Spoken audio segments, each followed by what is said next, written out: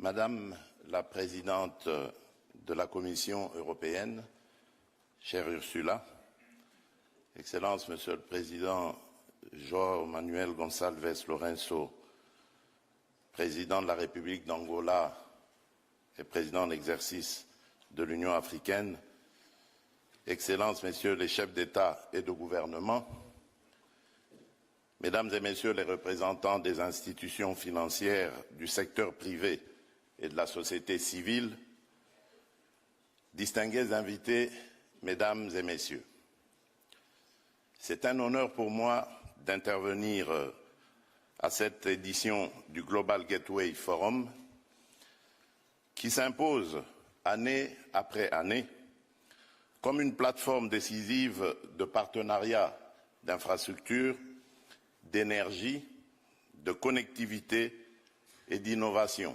entre l'Afrique et l'Europe. Je salue le leadership de l'Union européenne qui, dans un contexte géopolitique et géoéconomique exigeant, fait le choix de lier la relance de la connectivité mondiale à des principes de transparence, de durabilité et de réciprocité. La République démocratique du Congo vient à Bruxelles avec une conviction simple. Nous offrons des solutions. Pays continent au cœur de l'Afrique, riche de ressources stratégiques et d'une jeunesse audacieuse, mon pays est engagé dans une transformation profonde, énergétique, numérique, démographique et écologique, et il souhaite l'ancrer dans un pacte de maturité avec tous ses partenaires, notamment l'Europe, un partenariat d'égal à égal, aligné sur les priorités de nos peuples et ouvert au co-investissement privé. Dans cette dynamique, permettez-moi de vous présenter quelques initiatives phares portées par la République démocratique du Congo et en lien direct avec les piliers du Global Gateway. Il y a en premier lieu le corridor de Lobito. Aux côtés de l'Angola et de la Zambie, la République démocratique du Congo s'est engagée à faire de ce corridor un levier d'intégration régionale, de souveraineté logistique et d'industrialisation. Un investissement initial de plus de 1,6 milliard de dollars américains permettra d'ici 2030 de tripler la capacité d'exportation annuelle de minerais critiques de 3 à 10 millions de tonnes. La modernisation et l'extension de la dorsale ferroviaire, longue de 1300 km, reliant les zones minières de la Copper Belt à l'océan Atlantique, ne vise pas seulement à transporter des minerais, elles doivent ancrer des chaînes de valeur locales avec des zones économiques spéciales, des hubs logistiques, des plateformes de transformation, des centres de formation en cohérence avec la zone de libre-échange continentale africaine, la ZLECAf. Notre objectif est clair, transformer davantage en Afrique, créer des emplois de qualité et fluidifier les échanges continentaux. Dans le prolongement de cette ambition, le mémorandum d'entente Union européenne-République démocratique du Congo consacre un partenariat structurant fondé sur la traçabilité, la lutte contre l'exploitation illégale et la transparence des flux. Il prévoit le renforcement des capacités congolaises, de la recherche géologique à la transformation locale et l'essor de clusters industriels dans le plein respect des normes sociales et environnementales. L'ambition est là aussi explicite, transformer, assembler, créer de la valeur sur place et former une main-d'œuvre qualifiée. Cette dynamique va s'appuyer sur des infrastructures complémentaires, notamment logistiques et énergétiques, à commencer par le corridor de Lobito, mais aussi le futur apport du projet du Grand Tinga. En effet, Fort d'un potentiel hydroélectrique unique, le Grand Inga peut devenir le socle d'une industrialisation décarbonée en Afrique centrale, tout en soutenant l'émergence d'usages d'avenir, hydrogène vert, corridors électriques régionaux, offres compétitives pour l'industrie et les services numériques. Nous proposons d'inscrire le projet Grand Inga dans le pipeline du Global Gateway avec des mécanismes de financement innovants, des garanties, des contrats d'achat d'électricité de long terme et une gouvernance exemplaire sur les plans environnemental et social. Je le dis avec la plus grande conviction. Aucun agenda mondial de transition énergétique n'est crédible sans l'Afrique centrale. Il est donc temps de transformer ce constat en action. Enfin, à l'échelle des territoires, le couloir vert Kinshasa-Kivu s'inscrit dans la même logique d'impact local et d'interconnexion stratégique. Projet intégré combinant infrastructures routières, connectivité numérique, électrification décentralisée et valorisation des chaînes agricoles, il reliera des milliers de kilomètres d'axes à des plateformes logistiques et à des mini-réseaux pour désenclaver, numériser et bancariser des centaines de localités aujourd'hui isolées. Situé au cœur de l'un des plus grands ensembles forestiers tropicaux, avec une aire protégée la plus vaste au monde, s'étalant sur une superficie de 540 000 km², le couloir vert Kinshasa-Kivu fait de la protection des forêts parmi les plus intactes de la planète et de la préservation de la biodiversité du bassin du Congo, les fondements même du projet, afin que conservation de la nature et développement se renforcent mutuellement au bénéfice des communautés locales et du climat mondial. Déjà soutenu par l'Union européenne à travers l'initiative Global Gateway, le couloir vert constitue un projet de cohésion territoriale majeur. Il vise à recoudre le tissu économique et social, ouvrir de nouveaux marchés aux producteurs, revitaliser l'économie locale et renforcer la résilience des communautés.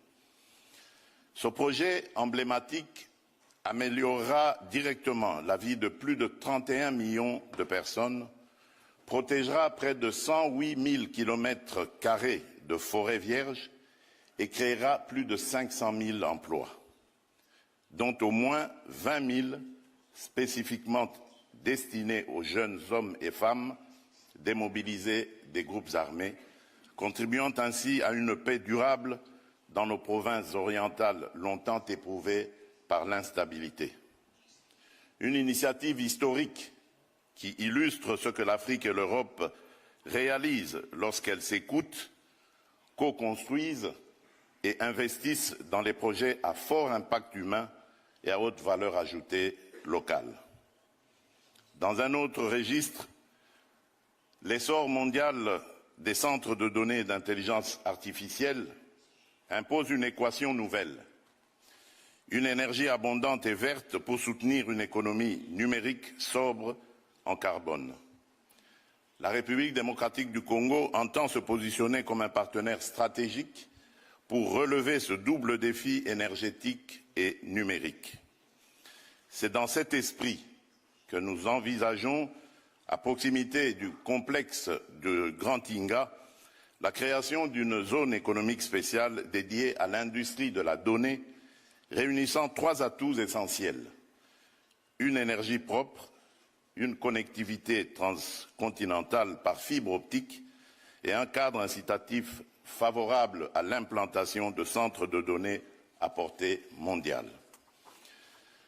À travers ces projets structurants, notre ambition est limpide: faire de l'Afrique centrale un levier stratégique de la révolution numérique mondiale, non plus seulement en tant que pourvoyeur de ressources, mais comme une terre de transformation, d'innovation et de souveraineté technologique partagée.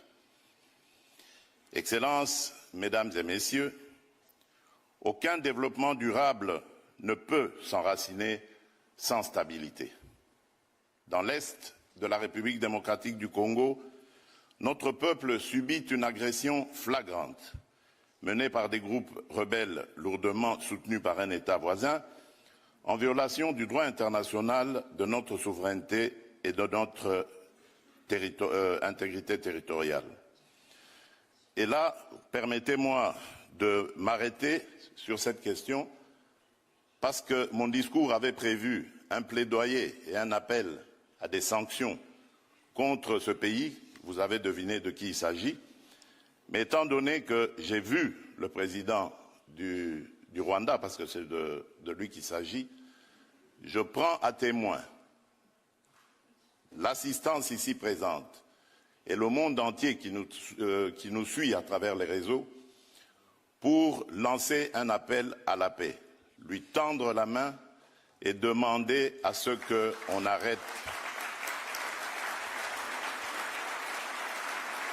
arrête cette escalade. Monsieur le Président, vous le savez très bien, depuis que j'ai été élu en 2019, lors de mon premier mandat, je suis allé voir tous mes 9 voisins, plus particulièrement le Rwanda et l'Ouganda, pays avec lesquels nous avions des tensions, pour vous proposer de travailler ensemble, de rapprocher nos peuples, nos communautés, pour le développement et le bien-être de celles-ci. À aucun moment, je n'ai affiché une attitude belliqueuse, quelle qu'elle soit, à l'égard du Rwanda ou de l'Ouganda ou d'un autre de nos 9 voisins. Aujourd'hui, nous vivons cette situation et nous sommes les deux seuls capables d'arrêter cette escalade. Je le dis en prenant à témoin le président João Lourenço, notre président actuellement de l'Union africaine, dont je rends d'ailleurs l'hommage, un hommage particulier pour son implication dans cette crise, et qui, comme vous le savez, était à quelques encablures de la régler définitivement. Mais malheureusement, sans aucune raison, en tout cas je n'en ai jamais entendu jusqu'à ce jour, vous avez boycotté cette cérémonie alors que nous étions à 98% déjà de recouvrer une paix durable. Mais il n'est pas trop tard pour bien faire.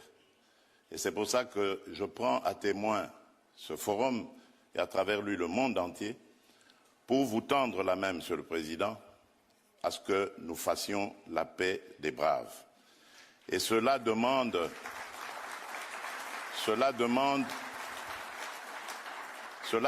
que vous donniez l'ordre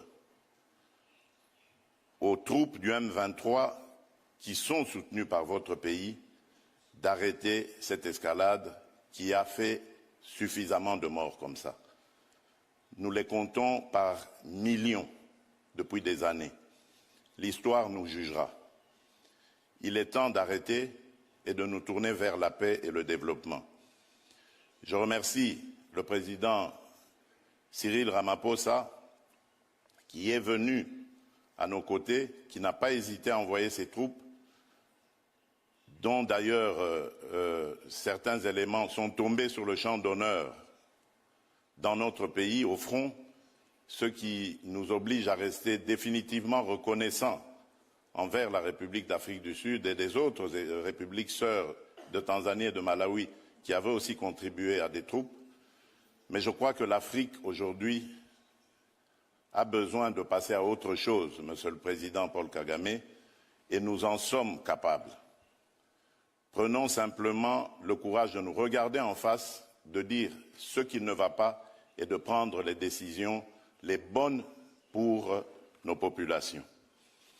Et donc, le plaidoyer que j'avais prévu pour appeler à des sanctions, je préfère le suspendre pour le moment, en attendant évidemment d'avoir la réponse du président Kagame, parce que j'ai vu ici dans la salle également l'émissaire du président Donald Trump, dont je salue l'implication dans la crise qui frappe mon pays, et à travers lui également nos amis et frères du Qatar avec son émir qui s'était aussi impliqué.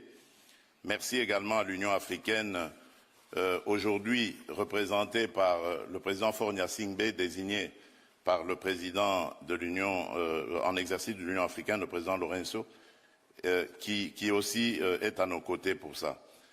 Je crois que cet appel est la preuve que la République démocratique du Congo n'est pas belliqueuse. La République démocratique du Congo veut la paix, la véritable paix qui va entraîner la stabilité et permettre le développement de cette région qui, pour moi, est l'une des plus belles régions du monde, c'est-à-dire cette région des Grands Lacs.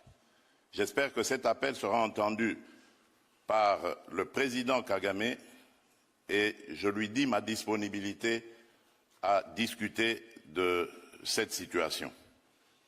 Excellences, Mesdames et Messieurs, excusez-moi cette digression, je reviens dans mon discours. La République démocratique du Congo réaffirme son engagement d'opérationnaliser la feuille de route émanant de l'accord de partenariat signé en 2023 et confirmer le vœu de le voir fondé sur les réalités d'aujourd'hui, les ambitions de demain et la mémoire des erreurs d'hier. Nous sommes prêts, mais ce futur, nous voulons le construire ensemble, dès à présent, dans la transparence, dans l'équité et dans le respect mutuel. L'Afrique vous attend, la République démocratique du Congo vous accueille. Je vous remercie.